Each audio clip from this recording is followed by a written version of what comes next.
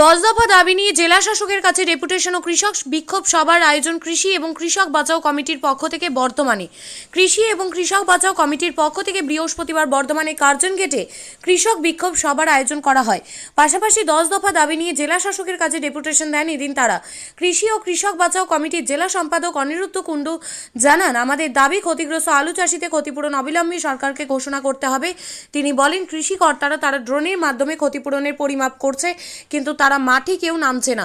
আমাদের বক্তব্য, স্যাটেলাইটের মাধ্যমে না, কৃষি কর্তারা মাঠে নেমে ক্ষতিপূরণের পরিমাপ করুক। এছাড়াও আরও অন্যান্য দাবি নিয়ে সরব হন এদিন তারা জেলা শাসকের দপ্তরে বিক্ষোভ আন্দোলনের মধ্যে দিয়ে। ত্রিনয়নী জুয়েলার্স হলমার্ক সোনার কাজ করা হয় ও কেডিয়াম পানি কাজ করা হয়।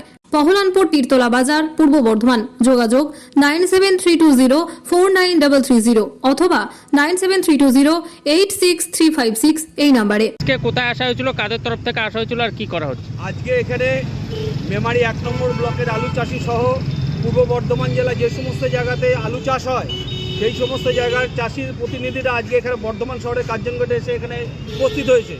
তাদের একটাই কারণ, যেভাবে আলু চাষে ক্ষতি হয়েছে বিগত দিনগুলোতে, সেই ক্ষতিপূরণের টাকা তারা পায়নি।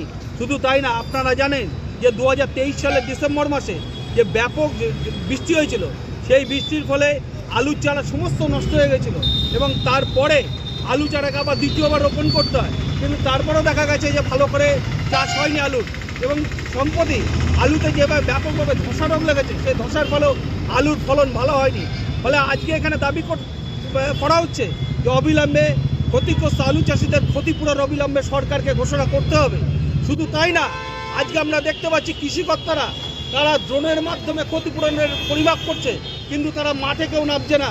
আমাদের বক্তব্য, স্যাটেলাইটের মাধ্যমে না, অবিলম্বে মাঠে নেমে কৃষিকর্তারা ক্ষতিপূরণের পরিমাপ করুক এবং শস্য বিমার টাকা, যে সমস্ত 2021 সাল থেকে শুরু করে শস্য বিমার টাকা, আলু যে বিমার টাকা তারা এখনও অনেকে পায়নি, বহু চাষি পায়নি। আজকে সেই সমস্ত বিমার টাকা যাতে অবিলম্বে পায় সেই দাবি আমরা করছি। এর পাশাপাশি দাবি করছি যে আজকে আপনারা জানেন যে কৃষকদের কী অবস্থা।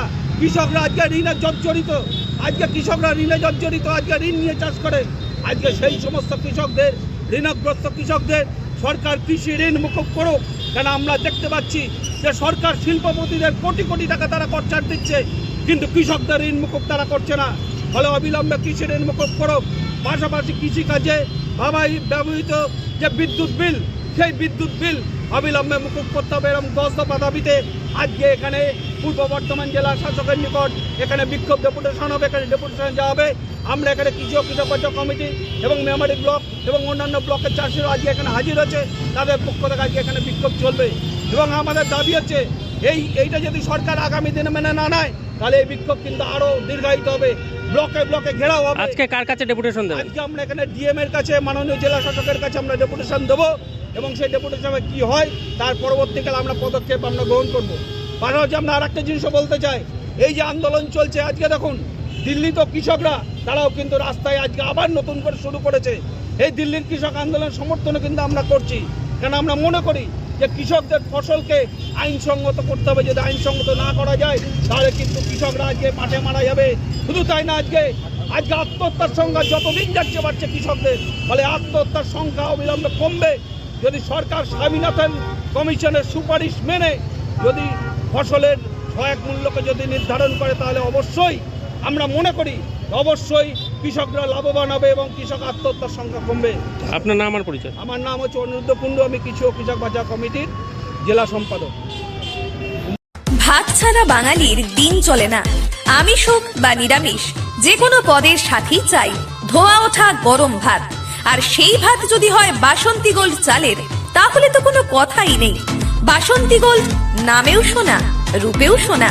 সুস্বাদু ঝরঝরে ভাত খেতে বাড়িতে আনুন বাসন্তী গোল্ডের মিনিকেট, 1010, করিশ্মা, বাঁশকাঠি এবং রত্না সহ বিভিন্ন ধরনের উন্নত মানের চাল। আমাদের ঠিকানা মা বাসন্তী রাইস মিল, মিরপুর, উচালন, পূর্ব বর্ধমান। আমাদের যোগাযোগ নম্বর 6296406470। আমাদের আরো একটি যোগাযোগ নম্বর হলো 9475740509।